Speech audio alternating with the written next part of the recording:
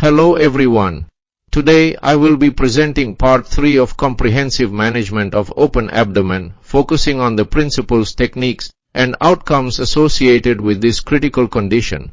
My name is Adiodatus Yudahandaya, and I am honored to bring insights from my clinical and academic experience at Sarjito Hospital and Gajah Mada University, Yogyakarta, Indonesia. Non-operative support of critically ill patients with enteroatmospheric fistula AFCOM, recognition and management of sepsis, promptly address organ dysfunction or progressive organ failure to stabilize the patient, source control, ensure effective resolution of sepsis by identifying and eliminating the source of infection, antibiotic regimen, tailor antibiotics based on culture results to optimize infection control, reducing fistula output, implement measures like nil per OS NPO and nasogastric tube insertion, administer proton pump inhibitors to reduce gastrointestinal secretions, use somatostatin or octreotide to minimize enteric and pancreatic secretions, nutritional support. Patients with open abdomen are in a hypercatabolic state, making appropriate nutritional intervention critical for recovery and healing. These strategies collectively aim to stabilize critically ill patients and support their recovery until definitive surgical interventions can be performed. Techniques for temporary abdominal closure, which are critical in managing open abdomen cases. The primary methods include negative pressure wound therapy, NPWT. This technique uses controlled suction to promote wound healing and reduce fluid accumulation. Bogota bag technique, a cost-effective method that involves using a sterile plastic sheet to cover and protect the open abdomen. Vacuum-assisted closure, is a more advanced NPWT variant that uses specialized devices for efficient wound management and tissue granulation. Dynamic facial closure methods, techniques aimed at gradually bringing the abdominal fascia together over time, facilitating eventual definitive closure. These methods ensure safe and effective temporary management while preparing the patient for definitive abdominal wall closure. Bogota bag technique, a widely used method for temporary abdominal closure in cases of open abdomen. The Bogota bag involves using a sterile, transparent plastic sheet, often a sterilized intravenous fluid bag, which is sutured to the facial edges of the open abdomen.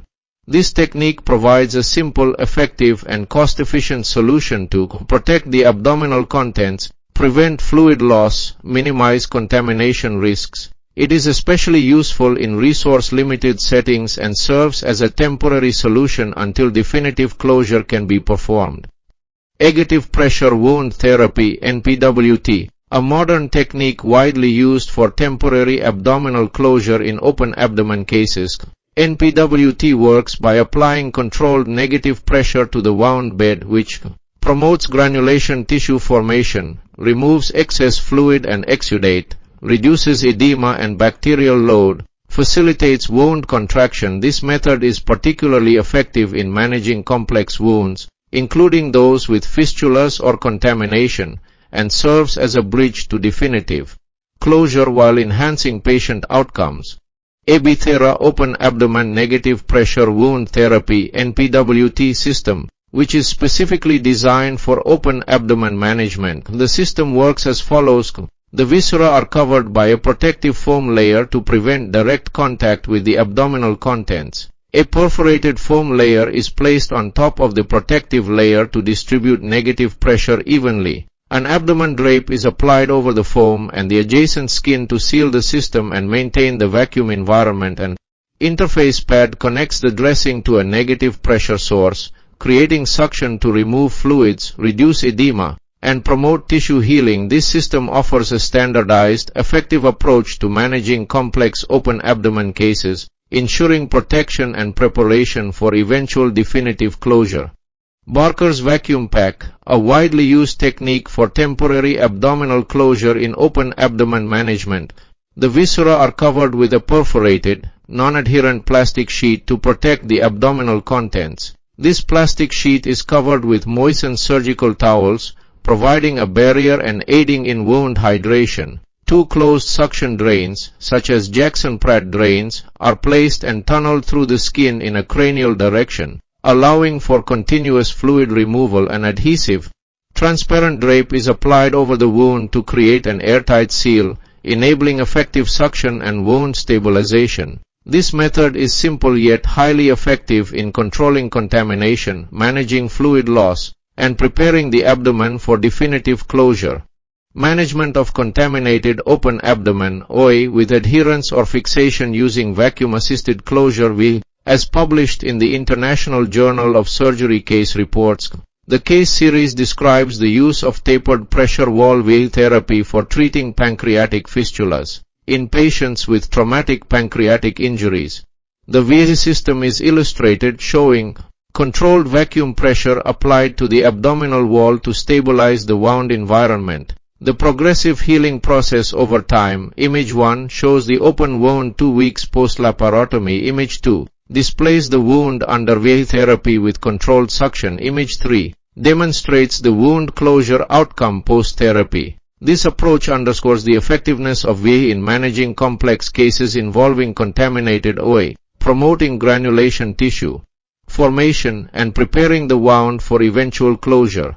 Nutritional support in managing patients with an open abdomen OA, especially when complicated by an enteroatmospheric fistula. AF.com. Hypercatabolism is a significant concern in OA and is further exacerbated by the presence of EF, leading to increased metabolic demands. Nutritional parameters to consider: increased caloric needs, typically calculated at 30 to 35 kcal a day, increased protein requirements, add 1.5 g proteins a day and account for 2 g of protein loss per liter of fluid from the OA surface. Deficiencies in vitamins and trace elements which must be addressed. Adequate nutritional support includes maintaining a positive nitrogen balance, replacing vitamins and trace minerals, ensuring glycemic control based on the patient's nutritional status. Additional parameters such as weight, prealbumin, albumin, and transferrin levels are critical as they correlate with postoperative outcomes, morbidity, and the likelihood of spontaneous fistula closure. Proper nutritional management is integral to improving recovery and outcomes in these critically ill patients. This slide presents a case of enteric leaks in open abdomen OA with adherence or fixity managed using an ostomy. The case involves a 25-year-old male 2 weeks post-operative for jejunal anastomosis due to blunt abdominal injury. The treatment highlights a multidisciplinary approach, including refeeding via jejunostomy and home parenteral nutrition (HPN). This showcases the importance of integrating nutritional support in managing complex OA cases with enteric leaks to optimize patient recovery and outcomes. Factors that can prevent or postpone the spontaneous closure of fistulae. Understanding these factors is critical for guiding management strategies. Key contributors include presence of a foreign body which can maintain infection or inflammation, epithelialized fistula tract which inhibits natural closure by forming a persistent channel, distal obstruction, preventing normal flow and increasing pressure at the fistula site, sepsis or steroid use, both of which impair wound healing, prior radiation exposure causing tissue damage and fibrosis, inflammatory bowel disease, which contributes to ongoing inflammation, ongoing infection, further delaying healing, neoplasms which obstruct healing due to malignancy or associated therapies. Addressing these factors is essential to optimize conditions for spontaneous closure or prepare for surgical intervention when needed. Predictors for spontaneous closure of enteric fistulas with a reported closure rate of 30%. Factors contributing to favorable outcomes include good overall health and nutritional status, the presence of a simple unepithelialized tract over 2 cm, an enteric defect smaller than 1 cm, healthy underlying bowel, free distal flow, low output of less than 200 milliliters per day, and a condition arising from previous surgery. These criteria highlight the importance of optimizing patient conditions to improve the likelihood of spontaneous fistula closure. Complications associated with managing open abdomen OA and enteroatmospheric fistulas (AFCO). Enteroatmospheric fistulas and delayed primary closure are significant challenges due to their impact on patient recovery and the complexity of wound management. Abdominal wall hernias often develop as a result of delayed closure or inadequate wound healing, requiring long-term surgical planning. Wound infections and abscess formation are common complications that can delay recovery and increase the risk of systemic sepsis. Addressing these complications requires a multidisciplinary approach, including infection control, nutritional optimization, and staged surgical interventions to ensure favorable outcomes. Multidisciplinary team approach in managing complex cases like open abdomen and enteroatmospheric fistulas.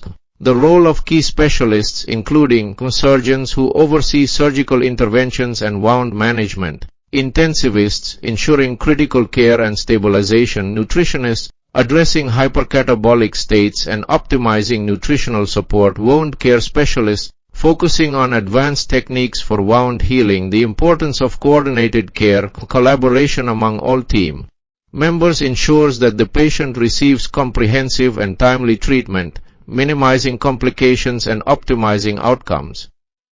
This approach highlights that teamwork and communication are essential for managing these challenging cases successfully.